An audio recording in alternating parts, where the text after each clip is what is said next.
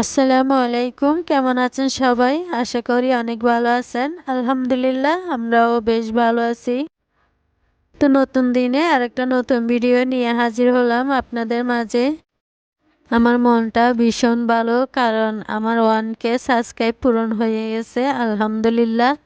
আমার প্রাণপ্রিয় আপু ভাইদের কাছ থেকে এবং সাধারণ দর্শকদের কাছ থেকে আমি এত এত ভালোবাসা পেয়েছি, কখনো আমি কল্পনাও করিনি আমি যে এত ভালোবাসা পাবো আপনাদের কাছ থেকে। তো আলহামদুলিল্লাহ, আপনাদের ভালোবাসা পেয়ে আমি এগিয়ে যেতে চাই। সব সময় আপনারা আমার পাশে থাকবেন এভাবে।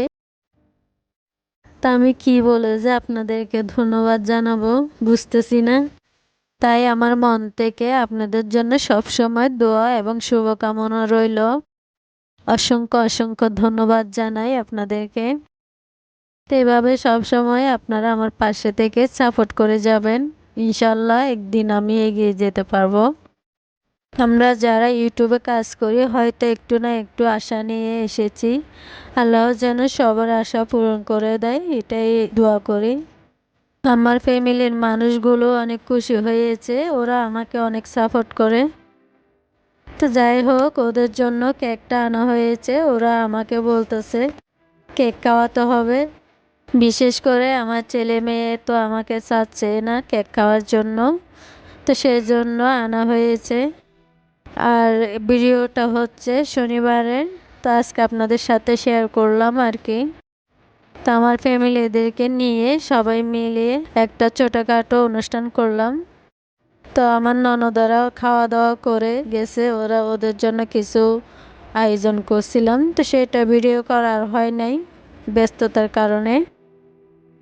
তো যাই হোক, সবাই অনেক খুশি হয়েছে। সবাই মিলে খাওয়া দাওয়া করলাম। আর আমার ছোট ননদে একটা পুডিং বানিয়ে নিয়ে আসছিল, সেটাও অনেক মজা হয়েছে। খাওয়া দাওয়ার পরে অনেকক্ষণ গল্প করলাম সবাই মিলে, অনেক আনন্দ করলাম। আমার প্রাণপ্রিয় আপু ভাইদের কাছ থেকে, আমার সাধারণ দর্শক যারা আছেন সবার কাছ থেকে একটা লাইক চেয়ে নিচ্ছি।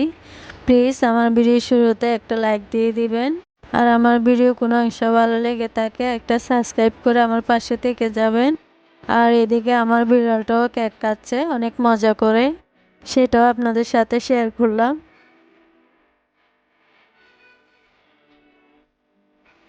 সকালে নাস্তা সেরে নিয়েছি, তো সকাল সকাল রুমের কাজগুলো করে নিয়েছি। অনেক সময় রুমের কাজগুলো শেয়ার করা হয় না আপনাদের সাথে, ভাবলাম আজকে শেয়ার করব। আর বাইরের থেকেও অনেক ধুলাবালি আসে প্রতিদিন, আমাদের এই কাজগুলো কিন্তু প্রতিদিনই করতে হয়।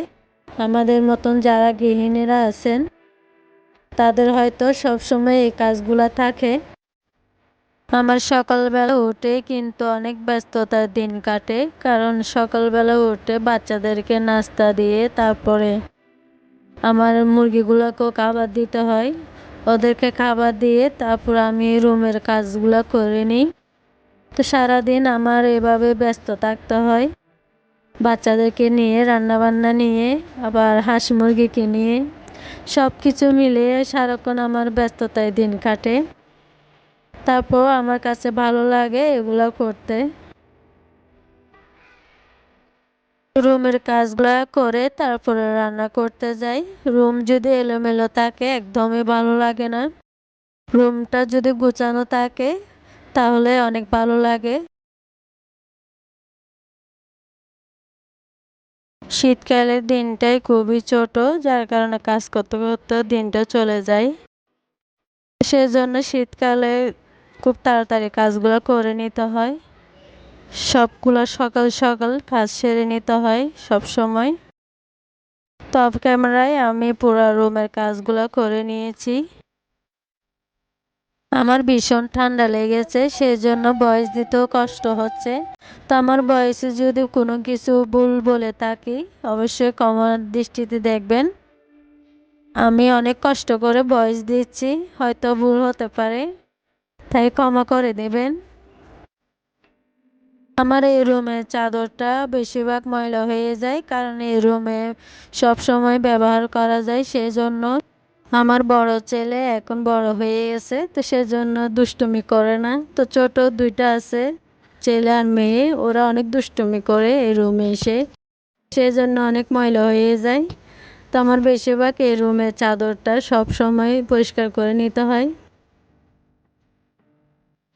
রুমের কাজগুলো সেরে এখন দুপুরের জন্য রান্না করতে চলে এলাম। এখানে আমি ছোট মাছ নিয়েছি, আর মাছগুলা হচ্ছে ট্যাংরা মাছ। তো এগুলা আমি কেটে পরিষ্কার করে নিয়েছি। একটু কষ্ট হয় মাছগুলা কাটতে, কিন্তু আমার কাছে খুবই ভালো লাগে খেতে। এই মাছটা কিন্তু অনেকদিন হয়ে গেছে খাওয়া হয় না, অনেকদিন পরে মাছটা নিয়ে আসছে। তো মাছ এটা অনেক মজা হয় রান্না করলে। আমার ছোট মাছ কিন্তু অনেক প্রিয়, আমি সবসময় বেশিরভাগ ছোট মাছে রান্না করি। তো আমি মাছটা টমেটো দিয়ে রান্না করলাম। টমেটো ছাড়া মাছ রান্না করলে একদমই ভালো লাগে না। মাঝে মধ্যে হয়তো বাসায় থাকে না টমেটো, সেজন্য দেওয়া হয় না। আর আমার প্রায় রান্না করা হয়ে আসছে। তো এখানে আমি 2-3টা কাঁচামরিচ দিয়েছি আর ধনিয়া পাতা দিয়ে দিলাম।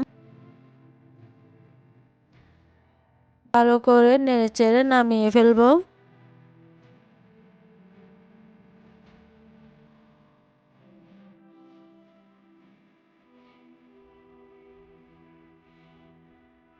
আপনাদের কাছে কেমন লেগেছে অবশ্যই কমেন্ট করে জানাবেন। আর এদিকে আমি গাজর আর বাঁধাকপি দিয়ে ভাজি করে নিয়েছি। তো আমি সব সময় বাঁধাকপি গাজর দিয়ে ভাজি করি, খেতে কিন্তু অনেক মজা হয় এভাবে ভাজি করলে।